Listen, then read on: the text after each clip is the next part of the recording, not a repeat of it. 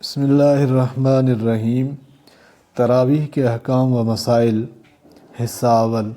تراویح پڑھنا ہر مسلمان عاقل بالغ پر سنت مؤکدہ ہے، چاہے مرد ہو یا عورت۔ تراویح پڑھنا چونکہ سنت مؤکدہ ہے، اس لیے جو شخص بغیر عذر کے نہ پڑھے گا وہ گناہ گار اور قابل مواخذہ ہوگا۔ تراویح پورا رمضان پڑھنا سنت مؤکدہ ہے، لہذا اس کے لیے کچھ خاص راتیں مقرر نہیں ہیں۔ تراویح کا وقت عشاء کی نماز کے بعد شروع ہو کر صبح صادق تک رہتا ہے، لہذا جو شخص ڈیوٹی کی وجہ سے رات کے پہلے حصے میں اگر تراویح نہیں پڑھ سکتا تو صبح صادق سے پہلے موقع پا کر پڑھا کرے۔ ایک ضابطہ یہ یاد رکھیں کہ تراویح کی نماز اور جماعت عشاء کی نماز اور جماعت کے تابع ہے۔ اس ضابطے سے کئی مسائل اخذ کیے جا سکتے ہیں۔ مثلا پہلا مسئلہ یہ معلوم ہوا کہ تراویح عشاء کی نماز سے پہلے پڑھنا جائز نہیں، لہذا جو شخص فرض نماز سے رہ چکا ہو تو پہلے وہ انفراداً فرض نماز ادا کرے گا، پھر سنتیں پڑھ کر تراویح میں شرکت کرے گا اور امام کے ساتھ تراویح و وتر با جماعت پڑھنے کے بعد اپنی بقیہ تراویح ادا کرے گا۔ دوسرا مسئلہ یہ معلوم ہوا کہ جس مسجد میں عشاء کی نماز نہ ہوئی ہو وہاں تراویح با جماعت پڑھنا درست نہیں۔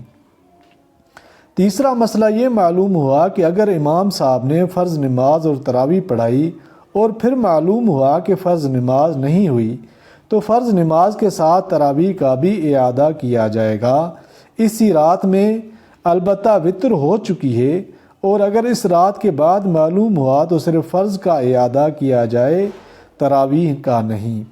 تراویح کی رکعت تعداد 20 ہیں۔ نبی کریم صلی اللہ علیہ وسلم، حضرات صحابہ کرام رضی اللہ عنہم اور تابعین اور اسلاف کے دور سے اسی طرح سے ثابت ہے۔ 2 رکعت تراویح پڑھنا افضل اور باعث اجر ہے۔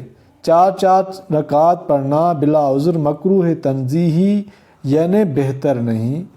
4 رکعت تراویح پڑھنے کے بعد کچھ وقفہ جس کو ترویہ کہتے ہیں کرنا مستحب ہے، اور اس کی اصل مقدار یہ ہے کہ جتنے وقت میں یہ رکعت پڑھی یا پڑھائی ہیں اتنا وقفہ کیا جائے، البتہ اسے کم کرنا بھی جائز ہے۔ وقفے کے دوران تسبیحات پڑھنا، تلاوت کرنا، نوافل پڑھنا یا خاموش رہنا سب جائز ہے، اور جو دعا مشہور ہے سبحان ذی الملک والملکوت اس کا پڑھنا جائز تو ہے، البتہ یہ وقفہ کی مسنون دعا نہیں ہے۔ تراویح کی نیت دل میں کرنا بھی جائز ہے، بلکہ نیت اصل میں دل کے ارادے کا نام ہے، لہذا اگر کسی نے زبان سے ایک لفظ بھی ادا نہ کیا اور تراویح شروع کیے تو بالکل درست ہے۔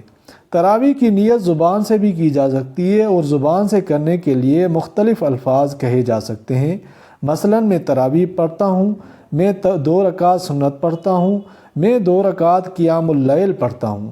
تراویح پڑھاتے وقت امام کے لیے پہلی رکعت کے شروع میں ثنا، تعوذ، تسمیہ، سورہ فاتحہ کے آخر میں آمین اور سورہ شروع کے کرنے سے قبل تسمیہ، دوسری رکعت کے شروع میں تسمیہ وغیرہ سنت و مستحبات کا خیال رکھنا چاہیے اور مقتدیوں کی وجہ سے ان امور کو نہ چھوڑے۔